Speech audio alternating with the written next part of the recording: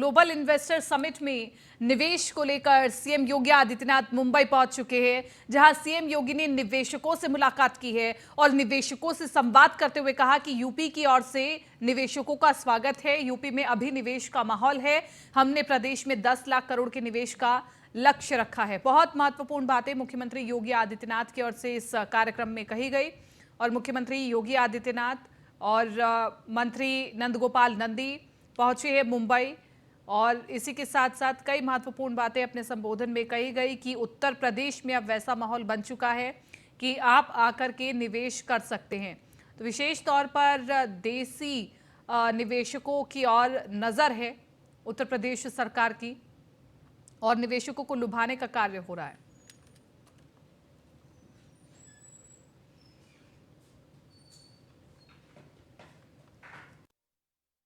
संकट के समय कौन हमारे साथ खड़ा हो सकता है, यह हमारी कसौटी का मानक बनता है। मेरा यह मानना था कि और हम सब इस बात को मान सकते हैं कि इस सदी का सबसे बड़ा संकट आया था और खास तौर पर प्रवासियों पर, जब इस सदी की सबसे बड़ी महामारी आई थी और उस महामारी के दौरान किस प्रकार की स्थिति थी। उत्तर प्रदेश देश का एकमात्र राज्य था जिसने अपने यहां से पलायन नहीं होने दिया, लेकिन उत्तर प्रदेश के हर एक प्रवासी के लिए अपने द्वार भी खोले और उनके गंतव्य तक पहुंचाने के साथ साथ उन्हें हर प्रकार का सहयोग करने में अपना योगदान दिया। लोग बहुत सारी चर्चाएं करते थे, लेकिन हम आभारी हैं प्रधानमंत्री मोदी जी के, जिनके मार्गदर्शन और प्रेरणा से हम लोगों ने उस समय 40 लाख प्रवासी उत्तर प्रदेश के अंदर आए थे। सभी लोग चिंतित थे, कहां जाएंगे, क्या करेंगे, आप क्यों ऐसा काम कर रहे हैं, अपने ऊपर ये सब बवाल क्यों लेना चाहते हैं। मैंने कहा उत्तर प्रदेश के हैं और उनका उत्तर प्रदेश से पूरा अधिकार है और जो कुछ हमारे पास होगा हम हर संभव उनकी मदद करेंगे। और मुझे प्रसन्नता है कि हर एक प्रवासी उत्तर प्रदेश वासी ने पूरा अनुशासन का ध्यान रखा, उत्तर प्रदेश शासन की सुविधा को सिर आंखों पर रख करके और फिर हमारे साथ मिलकर के उत्तर प्रदेश के अंदर कोरोना प्रबंधन का एक बेहतरीन उदाहरण प्रस्तुत।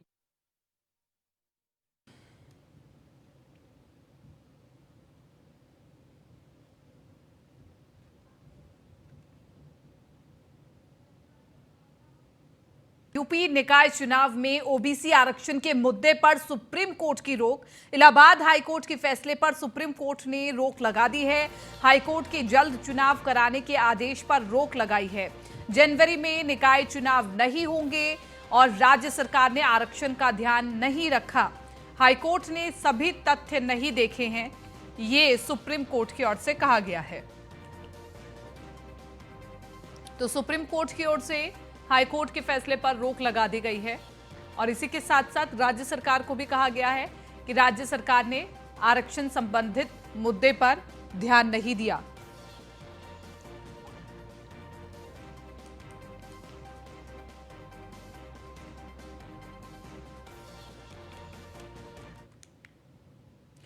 यूपी निकाय चुनाव में हाईकोर्ट के फैसले पर सुप्रीम कोर्ट ने रोक लगा दी है और इसे लेकर मंत्री एके शर्मा ने क्या कुछ कहा, ये आपको सुनवा देते हैं। निकाय चुनावों के संबंध में आज माननीय सर्वोच्च न्यायालय का जो फैसला आया है, हम उस फैसले का स्वागत करते हैं। माननीय सर्वोच्च न्यायालय द्वारा दी गई समय सीमा के अंदर ओबीसी सहित सभी वर्गों को संवैधानिक व्यवस्था के तहत आरक्षण देते हुए हम चुनाव कराने की दिशा में चुनाव आयोग के साथ सहयोग करेंगे। ओबीसी को विशेष हमारी तरफ से ओबीसी वर्ग। यूपी निकाय चुनाव में ओबीसी रिजर्वेशन के मुद्दे पर सुप्रीम कोर्ट ने इलाहाबाद हाईकोर्ट के आदेश पर स्टे लगा दिया है और इसे लेकर न्यूज़ वन इंडिया ने यूपी सरकार के राज्य मंत्री कपिल देव अग्रवाल से खास बातचीत की, आपको दिखाते हैं। गांधी की भारत जोड़ो यात्रा आज दूसरा दिन है, उत्तर प्रदेश में भ्रमण कर रही है। हमारे साथ बात करने के लिए मौजूद है मंत्री कपिल देव अग्रवाल जी, जो कि पश्चिमी उत्तर प्रदेश से भी आते हैं। आप लोग के क्षेत्र में राहुल गांधी आ रहे हैं, कपिल जी कैसे देखते हैं? हाँ, शामली जनपद भी लगभग हमारा ही है, मुजफ्फर जनपद का ही हिस्सा है। तो हमको लगता है कि उनके आगमन से वहां कोई बहुत पलक पावड़े लोग बिछाए बैठे हैं, ऐसा बिल्कुल भी नहीं है। अपने साथ कुछ लोगों ने वे चल रहे हैं, वही भीड़ उनके साथ दिखती है। कांग्रेस का कोई अस्तित्व पश्चिम उत्तर प्रदेश के अंदर नहीं है। और जिस प्रकार से वो चल रहे हैं, जिस प्रकार से उनकी बयानबाजी हो रही है, जिस प्रकार से लगातार उनकी एक्टिविटी है, तो उपहास जैसी स्थिति है। और जनता में कोई स्वीकार्यता कांग्रेस की नहीं है। समाजवादी पार्टी का उनका गठबंधन हुआ दोनों युवाओं का, फिर वो अलग हो गए, तो कोई वैचारिक ना गठबंधन पहले था ना आज है। अखिलेश जी ने उनको समर्थन दिया, उनका समर्थन दें, पर कांग्रेस में कोई ताकत खासतौर से पश्चिम उत्तर प्रदेश में राहुल जी के आने से पड़ जाएगी, हमको ऐसा नहीं लगता। कमल जी, क्योंकि देखा गया है समाजवादी पार्टी को, बहुजन समाज पार्टी को, सबको उन्होंने इनविटेशन दिया था, शिवपाल जी को भी सबने मना कर दिया, थैंक यू बोल दिया ट्विटर पे मैसेज की। आरएलडी जो उनका गठबंधन है वो आज जयंत चौधरी उनके साथ है। कुछ लगता है कि एक तरफ विचारधारा की बात होती है, दूसरी तरफ उनके गठबंधन उनके साथ रहते हैं। देखिए, तो वही ज्यादा अच्छा बताएंगे, पर हमको लगता है जिन लोगों के खिलाफ आप चौं लड़ रहे हैं, कभी कभी अवसर देखा तो आप आगे बढ़ गए, आपने हाथ मिला लिया, फिर देखा हाथ जल जाएगा तो आपने पीछे कर लिया। यानी कांग्रेस की सारे कारनामे, उनकी सरकारों के तत्काल निर्णय, सरकार के द्वारा बहुत सारी ऐसी गतिविधियां जो समाज विरोधी थी, उन सबको देखते हुए चाहे आरएलडी हो चाहे समाजवादी पार्टी हो, उन लोगों को डर लगता है, कभी हाथ मिलाते हैं फिर डर लगता है। अपने बलबूते पर राजनीति करें, कांग्रेस अपने बलबूते पर आगे बढ़े। अगर राहुल जी को लगता है तो घुसे उत्तर प्रदेश के अंदर, और हमको लगता है कि कोई समर्थन उनको उत्तर प्रदेश में मिलने वाला नहीं है। वहां की जनता जान चुकी है कि योगी आदित्यनाथ जी के नेतृत्व में प्रदेश जिस तरह की शानदार प्रगति कर रहा है, गति कर रहा है, विकास की योजनाएं हो रही हैं, जन कल्याण की योजनाएं चल रही हैं, गरीबों का हित हो रहा है प्रधानमंत्री जी के नेतृत्व में और मुख्यमंत्री के नेतृत्व में, तो हमको लगता है कि उसका कोई सानी नहीं है इस समय। अब पूरा भरोसा मुख्यमंत्री जी पर, प्रधानमंत्री पर जनता को है। बहुत बहुत धन्यवाद। ये थे कपिल देव अग्रवाल जी, बताया था कि देखने जरूर आ सकते हैं, पर समर्थन के लिए कपिल देव जी बता रहे हैं कि राहुल गांधी को अभी विचार करना होगा, अपने संगठन को मजबूत करें, अपनी जो संगठन है कांग्रेस है उसको जोड़ें, बाद में भारत जोड़ने की बात करें। वीडियो जर्नलिस्ट साहब के साथ मनीष मिश्रा, न्यूज़ इंडिया, लखनऊ। राहुल गांधी आगे बढ़ रहे हैं। सुप्रीम कोर्ट के फैसले पर यूपी बीजेपी प्रदेश अध्यक्ष भूपेंद्र चौधरी ने कहा कि निकाय चुनाव के फैसले का बीजेपी स्वागत करती है। माननीय उच्चतम न्यायालय के द्वारा उत्तर प्रदेश के नगर निकाय चुनाव के संबंध में जो आदेश दिए हैं, भारतीय जनता पार्टी उत्तर प्रदेश उसका स्वागत करती है। माननीय उच्च न्यायालय के द्वारा दी गई समय सीमा के अंतर्गत ओबीसी का आरक्षण लागू करके नगर निकायों का चुनाव संपन्न कराए जाने का मार्ग आज प्रशस्त हुआ है। भारतीय जनता पार्टी की सरकारें, चाहे केंद्र की सरकार हो चाहे राज्य की सरकारें हो, पिछड़े वर्ग के साथ सभी वर्गों के आरक्षण, सभी हितों की रक्षा के लिए भारतीय जनता पार्टी प्रतिबद्ध। कांग्रेस की भारत जोड़ो यात्रा यूपी में दूसरे दिन बागपत के मविकलां से शुरुआत हुई। यात्रा में राहुल गांधी के साथ हजारों समर्थकों की भीड़ रही, वहीं कार्यकर्ताओं में भारी उत्साह देखने को मिला। भारत जोड़ो यात्रा में पार्टी दिग्गज नेता मौजूद रहे। भारत जोड़ो यात्रा को लेकर युवाओं में भी राहुल गांधी को लेकर काफी क्रेज दिख रहा है और उनकी हर कोई एक झलक पाना चाहता है। तो भारत जोड़ो यात्रा 6 जनवरी को कैराना से होकर हरियाणा के सोनीपत जिले में प्रवेश करेगी। 10 जनवरी तक भारत जोड़ो यात्रा हरियाणा में रहेगी और 19 जनवरी को हिमाचल प्रदेश से यात्रा गुजरेगी। वहीं 20 जनवरी को जम्मू कश्मीर में यात्रा प्रवेश करेगी, जहां 30 जनवरी को राहुल गांधी तिरंगा फहराकर यात्रा का समापन करेंगे।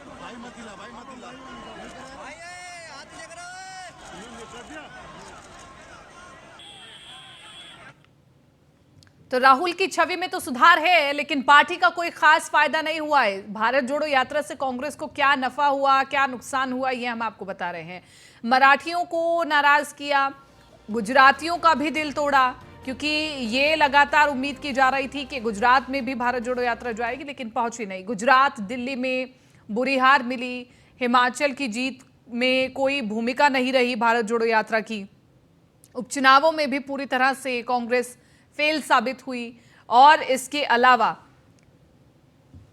आपको बताएं कि आरएसएस की हाफ पैंट की विवादास्पद तस्वीर दिखाई दी। यात्रा आगे बढ़ी और विवाद भी इसमें कई जुड़े और कंटेनर पर हंगामा हुआ।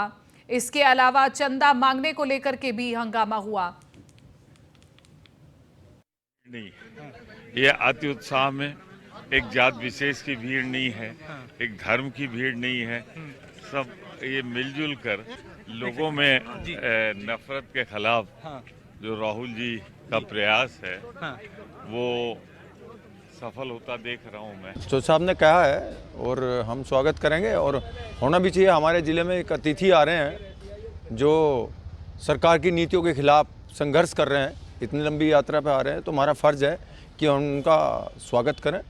ढोल डंगाड़े और मालाओं से हम उनका स्वागत करेंगे। ऊपर से चौधरी साहब का संदेश हो गया है तो हमारे लिए और खुशी की बात है। आप देखिए आगे विजुअल आगे दिखाइए तो आपको समझ में आएगा। हजारों लोग खड़े हैं, और यही नहीं, यात्रा कन्याकुमारी से चल रही है, तब से हजारों लोग खड़े हैं। आपको लगता है ये यात्रा एक बड़ा परिवर्तन ला रही है? बिल्कुल ला चुकी है। राहुल गांधी जी की छवि जो गढ़ी गई थी झूठी, वो बदल गई। तो यात्रा बहुत शानदार है और इस यात्रा का बहुत व्यापक मैसेज है। हमारे नेता माननीय जयंत चौधरी जी का ये निर्देश हुआ है कि हम पार्टी के सभी पदाधिकारी और विधायक सब लोग मिलकर कल जो है हमारे किसान मसीहा चौधरी चरण सिंह जी की मूर्ति पर हम सब लोग इकट्ठा होंगे और भारत जोड़ो यात्रा में राहुल गांधी जी आएंगे। हम सभी लोग उनका वहाँ पर स्वागत करें। सिद्धार्थनगर जिले के शोहरतगढ़ से विधायक विनय वर्मा ने लखनऊ में सीएम योगी से मुलाकात की। सीएम योगी से मुलाकात लखनऊ स्थित आवास पर हुई और इस दौरान विधायक विनय वर्मा ने सीएम योगी को अपने इलाके की समस्याओं से अवगत भी कराया। तस्वीरें हम आपको दिखा रहे हैं और इसी के साथ साथ विधायक ने अपने इलाके की समस्याओं से भी अवगत कराया। सिद्धार्थनगर जिले के शोहरतगढ़ से एमएलए हैं विनय Verma.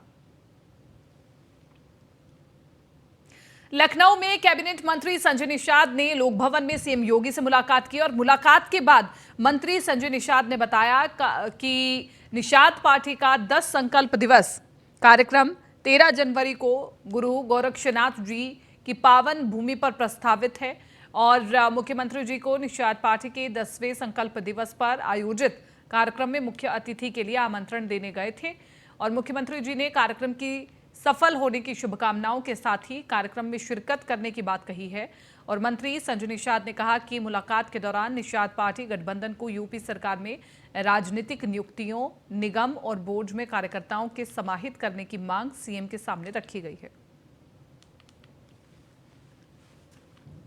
Best of 5 final match खेले गए और स्वयंसेवी संगठन की ओर से कारागार में बंद गरीब और सर्वाधिक बुजुर्ग कैदियों को 100 गर्म लोई भेंट की गई है और वहीं आज के मुख्य अतिथि बने सचिव अपर जिला जज पीयूष तिवारी ने कैदियों का उत्साहवर्धन भी किया। कारागार में बंदी कल्याण, कौशल विकास, चिकित्सा व्यवस्था, खेलकूद, मनोरंजन, भोजन की सराहना की गई और उन्होंने कहा कि वर्तमान जेल अधीक्षक की तैनाती के बाद कारागार की व्यवस्था में बदलाव आया है।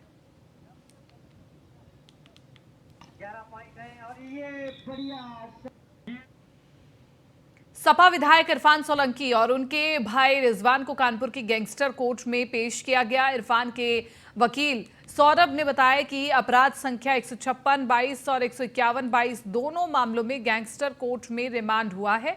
उन्होंने बताया कि दोनों मामलों में लोअर कोर्ट में बेल दाखिल की गई थी। माननीय न्यायालय ने बेल अर्जी को खारिज कर दिया है। अब दोबारा बेल अर्जी का सेशन कोर्ट में लगाया जाएगा। उनका कहना था कि पुलिस ने बी वारंट तामील कराया है जिसके बाद उनको वापस जेल भेज दिया गया है। में रिमांड होना था, आज यहाँ रिमांड हुआ है और एसीएमएम थर्ड कोर्ट में एक रिमांड होना था, उसमें रिमांड हुआ है सर? कुछ नहीं, जो भी मुकदमे लगाए हैं पुलिस ने उसके तहत रिमांड लिया गया है। न्यायपालिका देखेगी, अपना काम करेगी, जो सही है वो देखा जाएगा। आगे की क्या आगे बेल डाली जाएगी। के बाद कोर्ट से बाहर निकलने पर सपा विधायक इरफान सोलंकी ने कहा कि न्यायपालिका पर पूरा भरोसा है और विश्वास जताया है कि उन्हें जल्द ही अदालत से न्याय मिलेगा। विधायक ने कहा कि कलम और कागज आपका है लेकिन न्यायपालिका सबके लिए है। लड़ाई कहां तक जाएगी? कलम भी इनकी है और पेपर भी इनका है जी। जो मर्जी है वो लिखते, अदालत सबकी है। ज्यादती हो रही है आपके साथ? आपके साथ ज्यादती हो रही है? सपा विधायक इरफान सोलंकी की पेशी के बाद कानपुर कैंट से सपा विधायक हाजी हसन रूमी ने क्या कुछ कहा है, ये आपको सुनवाते हैं। आज माननीय विधायक की जो पेशी थी उसमें उनका आज पहला मुकदमे के पहला दिन था, क्योंकि जब कोई मैटर का किसी का मुकदमा पहला होता है और विधायक जेल में होता है और अगर दूर की जेल में होता है तो उसको बुलाया जाता है और बुलाकर उसकी हस्ताक्षर कराई जाती है रिमांड शीट पे और सम्मन पे और वारंट पे, जो कागजातों पे दस्तखत कराना था उसलिए बुलाया गया था। इसके बाद माननीय विधायक ने यह आग्रह किया कि इतनी लंबी दूरी से मुझको बुलाया जाता है, मेरा काफ़ी मुझे परेशानी होती है, पेशाब की खाने की कोई व्यवस्था नहीं होती है रास्ते भर, तो मुझको वहाँ से न बुलाकर वीडियो कॉन्फ्रेंसिंग के माध्यम से मेरी पेशी करा ली जाए। तो जिस पर माननीय अदालत ने कहा है कि अब जो इस पर्टिकुलर मैटर में आपकी दूसरी होगी वो मेरी तरफ से वीडियो कॉन्फ्रेंसिंग में होगी। विधायक जी का कहना है कि कलम इनकी, कागज इनका है। देखिए ये सच्चाई है कि कलम और दवाई तुम्हारा है, लेकिन संविधान जो है वो बाबा साहब भीमराव अंबेडकर जी का है, और जो वो संविधान है और संविधान पे मुझको, मेरे विधायक को, मेरी पार्टी को, सबको पूर्ण विश्वास है कि झूठ झूठ रहेगा और सत्य सत्य होगा और सत्य की जीत होगी। आज फिलहाल उत्तर प्रदेश विशेष में मेरे साथ इतना ही, दीजिए इजाजत, नमस्कार।